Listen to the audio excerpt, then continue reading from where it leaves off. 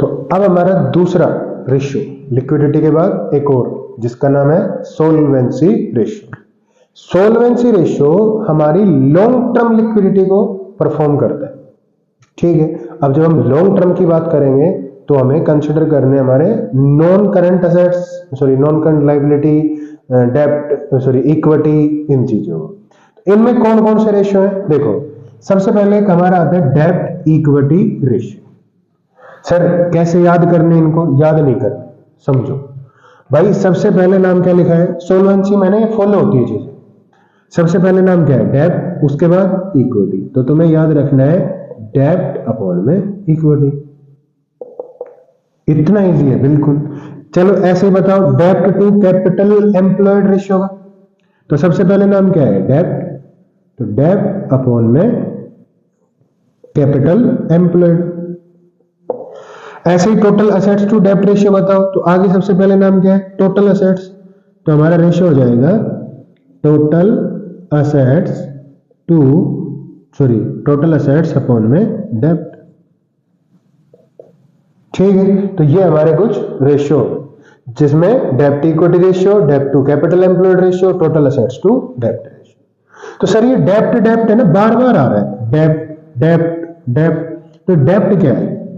तो डेब्ट हमें कंसिडर करने हैं हमारी बिजनेस की, फर्म की, कंपनी की non current liability, non current liability. और इसको मैं और भी क्या कह सकता हूं? Long term borrowings.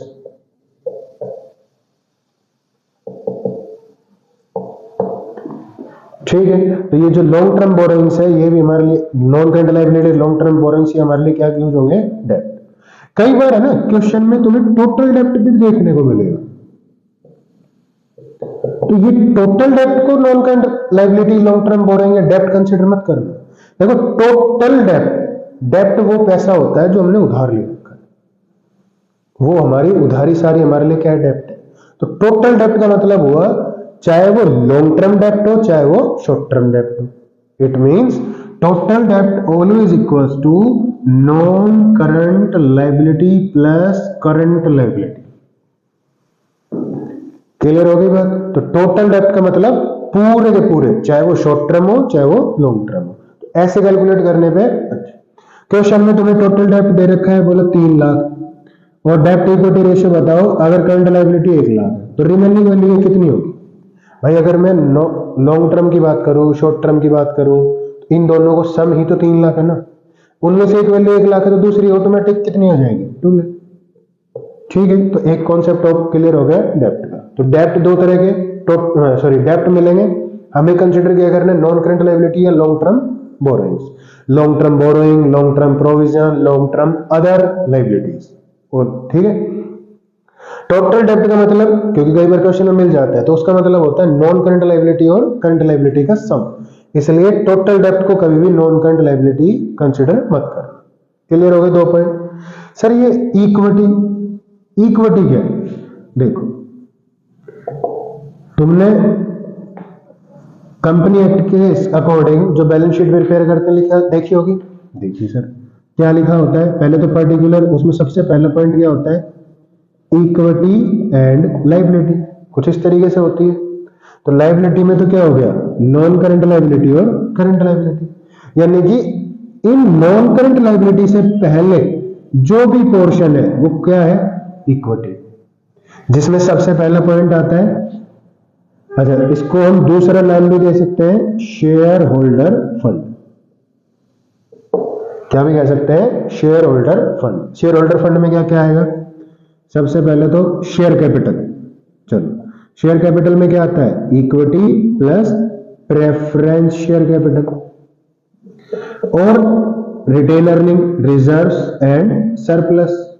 ठीक है, capital reserve, security premium reserve, redemption reserve और स्टेटमेंट ऑफ P&L का बैलेंस, ये सारे रिजर्व सारे आ जाएंगे।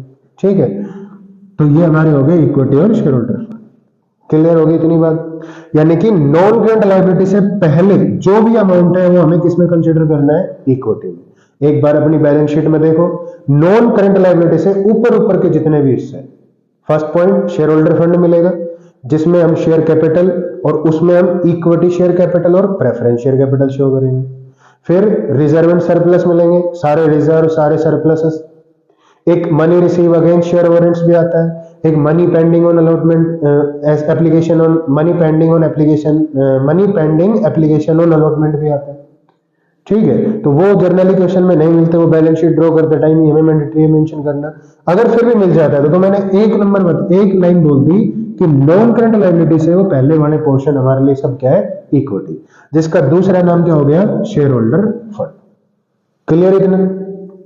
अब एक वर्ड कंसीडर हुआ है कैपिटल एम्प्लॉयड, बहुत ही कंफ्यूज करता है बच्चों। कैपिटल एम्प्लॉयड क्या होती है? कैपिटल एम्प्लॉयड ऐसी कैपिटल जो मैंने खुद ने, यानी कि मैं ओनर और वो कैपिटल इन्वेस्ट करता हूं। It means owners capital.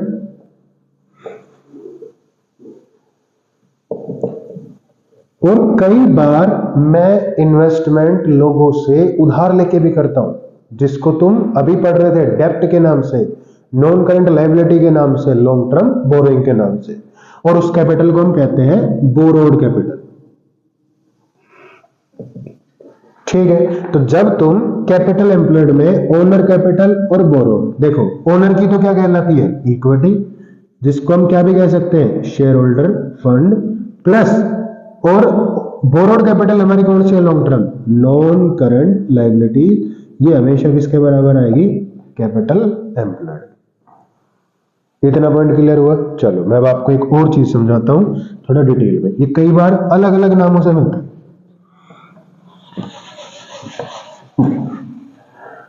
मैं जब कंपनी के अंदर बैलेंस शीट बनाता हूं तो हम बनाते हैं वर्टिकल, लेकिन पार्टनरशिप में हमने बैलेंस शीट पढ़ी है ना।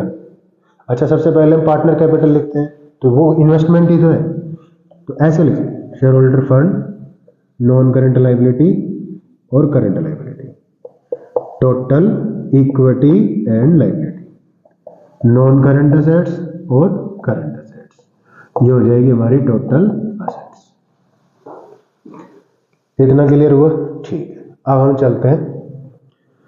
मैंने कहा कि कैपिटल एम्प्लॉयड का मतलब है share holder fund plus non current liability, यानी कि एक बैलेंस शीट के इन दो हिस्सों को जोड़ दिया जाए तो हमारे पास क्या आ जाएगी, कैपिटल एम्प्लॉयड आ जाएगी। एक पॉइंट क्लियर हुआ? सर हम share holder fund plus non current liability plus current liability, तो उसको हम तो टोटल लायबिलिटी है, टोटल इक्विटी एंड लायबिलिटी बोलते हैं। जी बिल्कुल। तो हम क्यों ना इस टोटल लायबिलिटी में से करंट लायबिलिटी अगर हटा दें तो हमारे पास क्या वैल्यू बचेगी, इन दोनों को हटाओ, देखो क्या बचा, शेयर होल्डर फंड यानी कि share holder fund plus non current liability यानी कि कैपिटल एम्प्लॉयड। तो हम इसको एक तरीके से और भी लिख सकते हैं, total liability minus current liability equals to capital employed. Clear हो गई? अच्छा, एक बैलेंस शीट में लायबिलिटी साइड और असेट साइड दोनों इक्वल होती है, तो उस इक्वल में मैं ये भी तो लिख सकता हूं भाई, तो टोटल लायबिलिटी की मैं जो यूज कर लूं total assets minus current liability, तो यही हमारे लिए क्या बन जाएगी, कैपिटल एम्प्लॉयड, और इसी को हम क्या कह देंगे, नेट असेट्स भी कह देंगे। यानी कि कैपिटल एम्प्लॉयड का ही दूसरा नाम क्या है, नेट असेट्स, जैसे गंगाधर का नाम शक्तिमान। तीसरा देखो, अब टोटल असेट्स कैसे कैलकुलेट करते हैं, सर नॉन करंट असेट्स और करंट असेट्स, यानी कि टोटल असेट्स की जगह मैं लिखूं non current assets plus current assets minus current liability, तो भी मेरे पास क्या आएगी, कैपिटल एम्प्लॉयड या नेट असेट्स। ठीक है, और ये वैल्यूएशन अभी मैं तुम्हें लिक्विडिटी रेशियो में बता के आया हूं, current assets minus current liability, क्या बताया था, वर्किंग कैपिटल। एक और फॉर्मूला हुआ, देखो non current assets plus current assets minus current liability क्या बन गया, working capital equals to capital employed या non current net assets. Clear होगी? हम डिफरेंट वे से भी क्या कैलकुलेट कर सकते हैं, कैपिटल एम्प्लॉयड की कैलकुलेशन कर सकते हैं, जिसमें एक कैलकुलेशन आती है हमारी share holder fund plus non current liability, दूसरी कैलकुलेशन हमने सीखी total liability minus current liability. तीसरी कैलकुलेशन हमने सीखी टोटल लायबिलिटी की जगह क्या लिखा, टोटल असेट्स, उसमें से करंट लायबिलिटी, क्योंकि दोनों बैलेंस बराबर ही होता है बैलेंस शीट में, लायबिलिटी इक्वल्स टू असेट्स, तो इसलिए ये भी कैपिटल एम्प्लॉयड या नेट असेट्स। फिर हमने टोटल असेट्स को थोड़ा और वाइडर लिखा कि भाई non current assets plus current assets equals to capital employed. लेकिन जब हम नॉन करंट असेट्स में प्लस करेंगे current assets minus current liability, इसको दूसरा नाम क्या है, वर्किंग कैपिटल, तो इससे भी हमारी कैपिटल एम्प्लॉयड कैलकुलेट हो जाती है। ठीक है, तो हमने डेब्ट कैलकुलेट करना सीखा, इक्विटी कैलकुलेट करनी सीखी, फिर से डेब्ट आ गए, कैपिटल एम्प्लॉयड भी सीख गए, फिर डेब्ट है वो भी सीख चुके हैं। अब बारी आती है टोटल असेट्स। तो टोटल असेट्स क्या है, non current assets plus current assets equals to total assets. Clear हो गए, समझ में आ गए फॉर्मूले। याद करना है डेब्ट अपॉन इक्विटी, पहले नाम ऊपर आएगा फिर का उसके बाद वाला नीचे। डेब्ट टू कैपिटल एम्प्लॉयड, डेब्ट अपॉन में capital employed. Total assets to डेब्ट रेशियो, टोटल असेट्स अपॉन में डेब्ट। Is that clear? चलो, तो अब सॉल्वेंसी के बाकी के रिमेनिंग पार्ट्स भी देख लेते हैं, जिसमें एक आता है प्रोप्राइटरी रेशियो और एक आता है हमारा last interest coverage ratio. CBSE RBSE बहुत ही स्पेसिफिक क्वेश्चन है, इसके बेसिस पे इसके अलावा रेशियो से कुछ आ ही नहीं सकता। इंटरेस्ट कवरेज रेशियो देखो, सबसे पहले प्रोप्राइटरी रेशियो मैं बताता हूं प्रोप्राइटर होता कौन है। प्रोप्राइटर हम कहते हैं उस कंपनी के ओनर को, और जो ओनर पैसे लगाता है उसको हम क्या कहते हैं, शेयर होल्डर फंड। तो तुम्हें फॉर्मूला लिखना है शेयर होल्डर फंड या equity divided by total assets. देखो एक फॉर्मूला ऐसा है जो तुम्हें उन 3 में से 5 में से याद करना है। तो हमारा रेशियो हुआ शेयर होल्डर फंड अपॉन में टोटल असेट्स। ठीक है, अब बारी आती last fifth interest coverage ratio. देखो हम इस रेशियो में तुम्हें बताएंगे, यानी कि कंपनी तुमसे पूछना चाहती है कि जो तुम कमा रहे हो, यानी कि प्रॉफिट जो अर्न कर रहे हो, क्या उसमें तुम जो इंटरेस्ट पे करते हो उसकी कवरेज भी है या नहीं। अप्रोक्स कितना कमाते हो कि तुम्हारा इंटरेस्ट कवर भी हो पा रहा है या नहीं। ठीक है, तो एक ऐसा प्रॉफिट ढूंढना है जिसमें इंटरेस्ट इंक्लूड हो। हमारे पास कई तरह के होते हैं ना, profit after tax, profit before tax, profit before interest and tax. तो ऐसा प्रॉफिट जिसमें इंटरेस्ट भी इंक्लूड है, क्योंकि तभी तो बता पाओगे ना कि मैंने इतना कमाया, इतना इंटरेस्ट दे दिया इंक्लूड करके। ठीक है, तो सबसे पहले हमारा जो फॉर्मूला बनता है वो होता है profit before interest and tax, PBIT. भाई यही तो पूछना है जिसमें इंटरेस्ट भी हो, और डिवाइड कर दो, किसकी कवरेज देखनी है, इंटरेस्ट की, तो डिवाइड कर दो हमारे इंटरेस्ट, यानी कि interest on non current liability. जैसे कंपनी के पास 15% डिबेंचर 10 लाख रुपए के हैं, तो कंपनी का इंटरेस्ट कितना हुआ, कितना पे करती होगी, सर 10 लाख के डिबेंचर है और 15% उसका स्पेसिफिक कूपन रेट है, तो 15% कितना हो जाएगा, 1,50,000, तो हमारा इंटरेस्ट हो गया। सर पीबीआईटी की कैलकुलेशन कैसे करें, देखो एक टेबल याद करो, तुम्हारे पास profit before interest and tax होगा, उसमें से सबसे पहले तुम नंबर क्या है, इंटरेस्ट, तो हम क्या माइनस करते हैं, interest on non current liability. Same to same यही इंटरेस्ट, यानी कि जो हम इंटरेस्ट माइनस करते हैं ना वही इंटरेस्ट ये होता है। तो फॉर्मूला इस टेबल में भी आ गया, देखो पीबीआईटी अपॉन में इंटरेस्ट। ठीक है, अब जब पीबीआईटी में से आई हटा दिया, profit before interest and tax, यानी कि इंटरेस्ट और टैक्स पे करने से पहले, तो हमने इंटरेस्ट हटा दिया, क्या बचेगा, प्रॉफिट बिफोर टैक्स। और जो टैक्स लगता है ना वो इसी वैल्यू पे लगेगा, तो इस वैल्यू को हमेशा किसके इक्वल मानना, 100% के इक्वल। और बिफोर टैक्स को क्या माइनस कर दो, इनकम टैक्स। तो टैक्स माइनस करने के बाद जो वैल्यू बचेगी उसको हम बोलेंगे प्रॉफिट आफ्टर टैक्स। ठीक है, क्वेश्चन में अगर पीबीआईटी दिया है तो कुछ करने की जरूरत ही नहीं, पीबीआईटी अपॉन में इंटरेस्ट, सीधा सिंपल सोल्व हो जाएगा। लेकिन क्वेश्चन इजी नहीं आता, क्वेश्चन आता है प्रॉफिट आफ्टर टैक्स से, कि हमारे पास प्रॉफिट आफ्टर टैक्स इतना है तो तुम्हें इंटरेस्ट कवरेज रेशियो बताना। फॉर एग्जांपल कह रहे profit after tax is 60,000, tax rate is 40%, और नॉन करंट लायबिलिटी है जिसमें हमारे पास 10% डिवेंचर और जो रुपीज है वैल्यू 2 लाख। तुम्हें कैलकुलेट करना है interest coverage ratio. Clear? Interest coverage ratio का सबसे पहले फॉर्मूला सर पीबीआईटी अपॉन में इंटरेस्ट, लेकिन हमारे पास तो क्या है प्रॉफिट आफ्टर टैक्स, वैल्यू में पुट करो, ये हमारी टेबल है। प्रॉफिट आफ्टर टैक्स की वैल्यू कितनी है देखो 60,000, तो मैं प्रॉफिट आफ्टर टैक्स के साथ लिख देता हूं 60,000। अच्छा, उसमें से टैक्स की रेट कितनी है 40%। देखो परसेंटेज को थोड़ा मैं अलग साइड से लिखूंगा।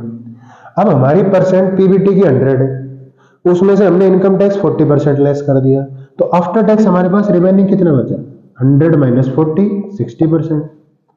तो ये जो आफ्टर टैक्स की कैलकुलेशन है वो कितना परसेंट है 60% और किसके इक्वल है 60,000 के इक्वल। तो अगर मुझे 100% की वैल्यूएशन करनी है तो कैसे करूंगा मैं, देखो मेरा एक मेथड है कि भाई जो जिसके इक्वल होता है ना उसी से डिवाइड कर दो। तो हमारे पास वैल्यू है 60,000 जो किसके इक्वल है 60% के, और हमें क्या कौन सी वैल्यू चाहिए 100% की। ठीक है, तो परसेंटेज 60 1 जा 1000 प्लस 100, तो ये वैल्यू आ जाएगी 1 लाख। अब तुम इस 1 लाख पे 40% टैक्स पे करोगे तो कितना पे करोगे 40,000। देखो क्रॉस चेक भी होगा, अगर हमारे कोई मिस्टेक हुई ना तो ये बैलेंस टैली नहीं करेगा, लेकिन अगर नहीं है तो वो मैच करेगा। 1 lakh minus 40,000 always equals to profit after tax, तो ये कितना आएगा 60,000 आ। क्लियर हुआ क्रॉस चेक? ठीक है। अब हमने पीबीआईटी की कैलकुलेशन करनी है ना, तो हम पहुंच कहां गए पीबीटी तक। देखो वापस से 60 प्लस 40 1 लाख, तो ऊपर जाओ तो वापस से प्लस करते हुए, नीचे आ रहे थे तो माइनस करते हुए आ गए। अब इंटरेस्ट कितना है मैंने बताया था कि ये वही इंटरेस्ट है जो हम लॉन्ग टर्म बोरिंग्स पे करेंगे। लॉन्ग टर्म बोरिंग्स में मान लेते हैं डिवेंचर ही कितने रुपए वैल्यू 2 लाख, कितना परसेंट है उस पर 10%, तो हमारा जो ब्याज पे होगा वो कितना होगा 20%, 20,000। क्लियर?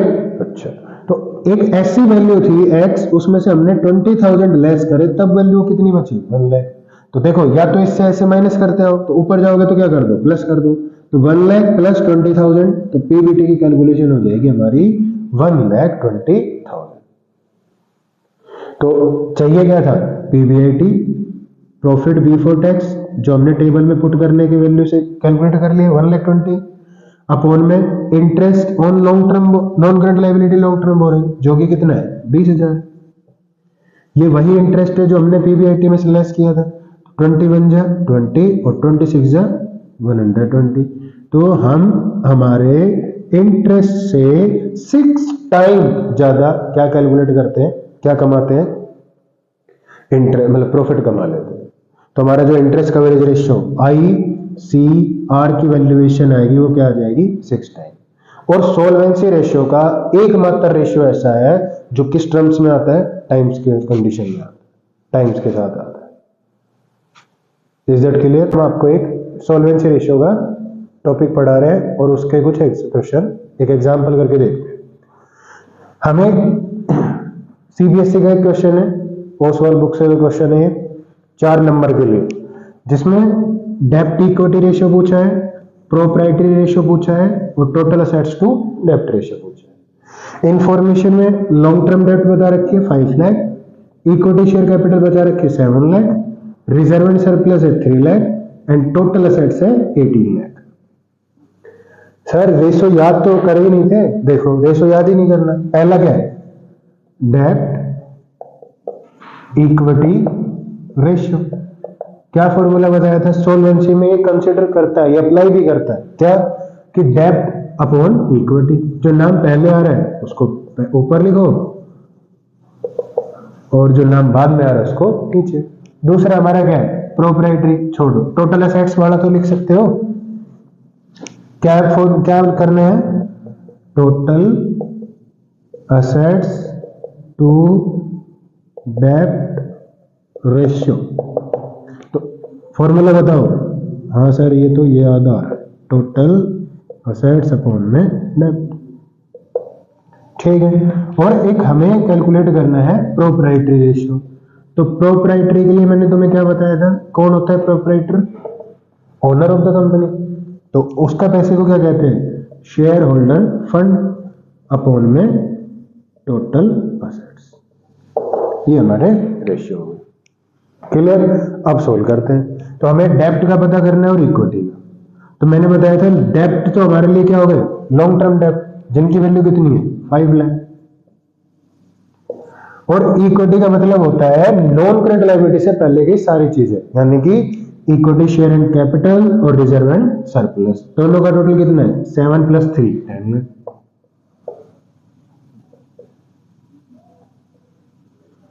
सोल्व करो तो हमारा ये आएगा 5 × 5 अपॉन में 2। इसको सोल्व करोगे तो 0.5 रेशियो 1 2 3 4 5 1 2 3 4 5 5/10 5 × 5 5 2 10। और इसको सोल्व करने पे तो डेब्ट इक्विटी रेशियो आ जाएगा 0.5 रेशियो 1।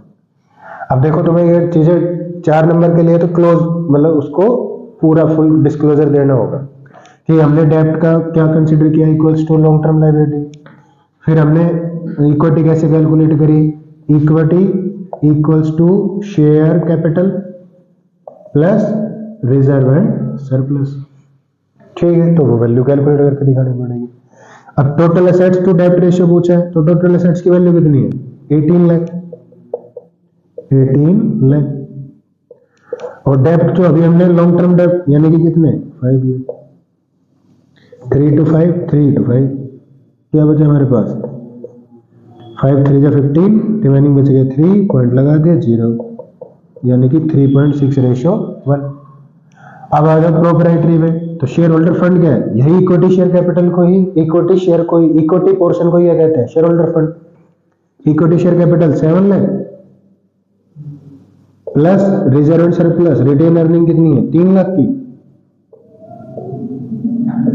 अब उनमें टोटल एसेट्स कितना है 18 लाख। तो वैल्यू क्या आएगी 10 लाख अपॉन 18 लाख। लाख से लाख कट गए बचेगा 2 9 जा 2 5 जा 5/9 तो 9 1 जा 9 9 5 जा 45 पॉइंट लगाओ 9। अच्छा 5 में देखो जाएगा नहीं, पॉइंट लगाओगे 0 9 5 जा 45 9 5 जा 45 0.55 रेशियो 1। तो ये हमारे क्वेश्चन के आंसर होंगे, क्लियर। अच्छा अगर वो पूछ लेता कि डेब्ट टू कैपिटल एम्प्लॉयड बताओ, एक और डेब्ट टू कैपिटल एम्प्लॉयड, तो फॉर्मूला बताओ पहले तो सर डेब्ट अपॉन में कैपिटल एम्प्लॉयड। तो डेब्ट तो हमारे लॉन्ग टर्म लायबिलिटी कितने की होगी 5 लाख। कैपिटल एम्प्लॉयड का मतलब क्या बताया था, capital employed equals to share holder fund plus non current liability. तो शेयर होल्डर फंड यानी कि इक्विटी की बात कर रहे हैं, जो कि हमने कितना कंसीडर किया है इक्विटी शेयर कैपिटल 7 और 3 and reserve surplus 7 lakh plus 3 lakh reserve surplus plus non current liability कितनी है लॉन्ग टर्म हो गई 5 लाख। टोटल कर लो 5 लाख अपॉन में 7 3 10 और 5 15 लाख। लाख से लाख 5 1 जा 5 5 3 जा 15 तो ये हो जाएगा 1/3 और इसको सोल्व करोगे तो 0.33 रेशियो 1, क्लियर।